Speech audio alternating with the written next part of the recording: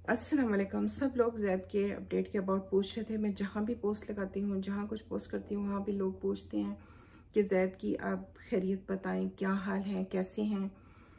तो मैंने सोचा कि वीडियो बना के आप लोगों को बता दूँ।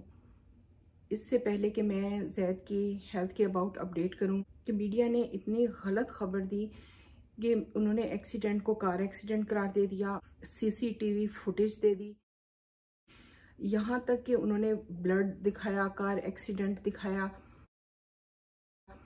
सड़क के ऊपर और ब्लड दिखाया, और मतलब हर तरह से प्रूव करने की कोशिश की कि कार एक्सीडेंट हो गया है। हालांकि कार एक्सीडेंट हुआ ही नहीं था। जेट्स की उल्टने की वजह से उनके सर पर चोट लगी थी।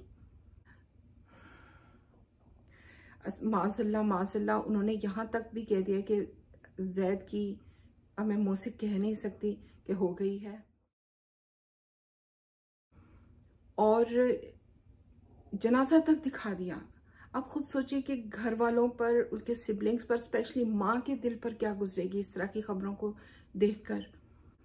अल जज़ीरा टीवी ने एक सच्ची खबर दिखाई थी तो रातों रात उनके सब्सक्राइबर कितने बढ़ गए, लोग उस पर एतमाद करने लग गए। तो सच में इतनी पावर है। चंद व्यूज और आपको शेयर्स तो मिल जाएंगे इस तरह की खबरें लगाने से, लेकिन ये है कि आपकी रेटिंग गिर जाएगी, लोग आप पर एतमाद नहीं करेंगे, आपकी क्रेडिबिलिटी खत्म हो जाएगी। अल्हम्दुलिल्लाह उनकी हेड इंजरी कम्प्लीटली कवर हो चुकी है और अभी जॉ जो है वो कम्प्लीटली नहीं खुल रहा है, क्योंकि वहाँ पर भी चोट लगी थी और वहाँ पे बहुत सॉफ्ट लिगामेंट्स होते हैं कि जो रिकवर होते होते बहुत टाइम लेते हैं। अभी CT स्कैन होना बाकी है और उसकी रिकवरी भी बाकी है। तो आप उसके लिए दुआ करें कि अल्लाह उनको कंप्लीट सेहत दे। तो ये ज़ैद की ताज़ा तरीन वीडियो है जो हमने एक डिनर में उनके साथ बनाई है, क्योंकि बहुत से लोग कह रहे थे कि हम अभी करंटली ज़ैद को देखना चाहते हैं।